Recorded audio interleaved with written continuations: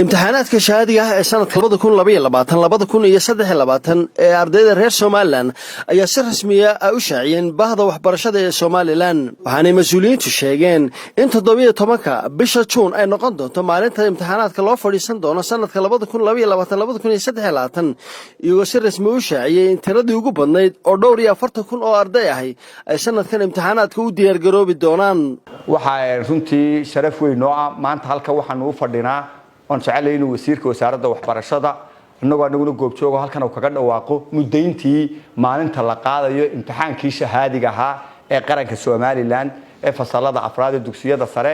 iyo fasalada sideedada dugsiyada dhexe inaanu maanta halka waxaan u nimid waxa weeye inuu ku bishaareyno oo inoo sharciyeeyo wasiirkuna ku dhawaaqo officially maalintan imtixaanka insha Allah qaadi doono oo ah 17ka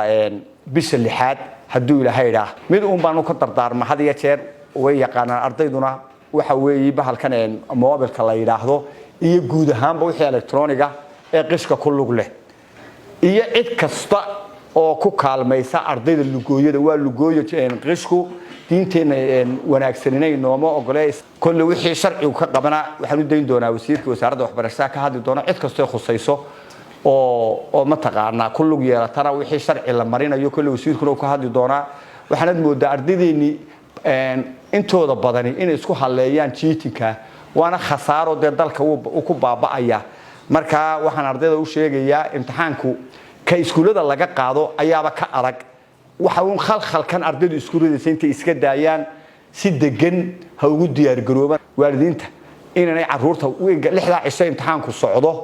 inuu ma taqaana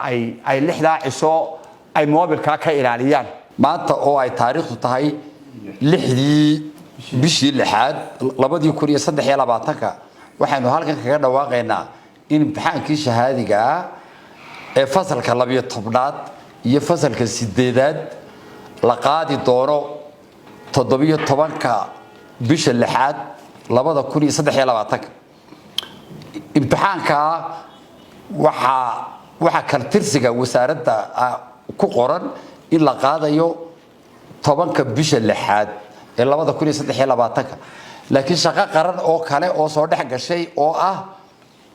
ah kaar qaadashada ay guddiga doorashooyinku ay ku hawlan yihiin oo dugsiyada loo adeegsanaya awgeed wasaaraddu waxay dib u dhigtay 7 cisho marka waxa la qaadi doonaa 17ka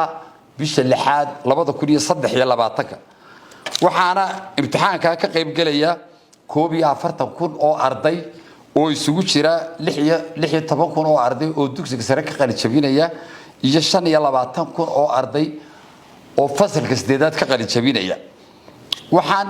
inta ku jirin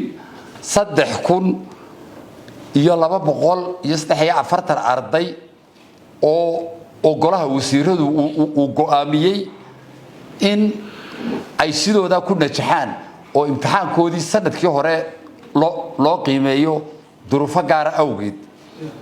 sida awgeed waxa leeyahay ardayda imtixaanka galaysa iyo kuwa uu golaha wasiiradu uu go'aamiyay sidooda ku najaxaanba labadaba way noo hambaliyeenaa taariinta aad ka qalin jabiseen ama aad ka qalin jabi doontaan ilaahay idin ka dhigo mid aad naftiin iyo qoyskiin iyo dalkiin iyo diintaba ku anfacdaan waxa kale oo aan doonayaa inaan raaciyo inta markasta oo hawle ay jirto lama waayo qof ama laba laga yaabo inuu khaladaad ka dhaco oo tusaale ahaan mararka qaarkood wasaaraddu waxay la kulantaa arday wax qishaya ama qof kale oo sidii loogu talagalay aanu maamulayn waxaan doonaynaa halkan in aanu ku wacno dhahno imtixaanku maaha dib maaha ee waxa la eegayaa oo kaliya ardaygani ma bartay wixii ay ahayd inuu barto ciqaab maaha imtixaanku waayo ereyga qish ama cheating laftigiisaaba ah khiyaamo marka shahaado aad khiyaamo ku qaadatay deeyay ka noqonin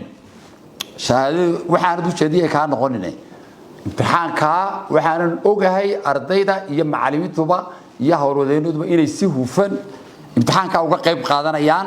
laakiin qof iyo laba haduu jiri lahaa de waxyaabo kale niyada ku haya waxaanu kaaga digaynaa in sanadkan la adkeeyo hawshii oo ay ciqaabi ka dambaynayso lacala wacasa haddii ay dhacdo cid arrintaa ku kacdaa inkastoo ku rajo weynahay inaan cidna ku kacayn aad baan idinku hambaliyaynayaa waanan idin ducaynayaa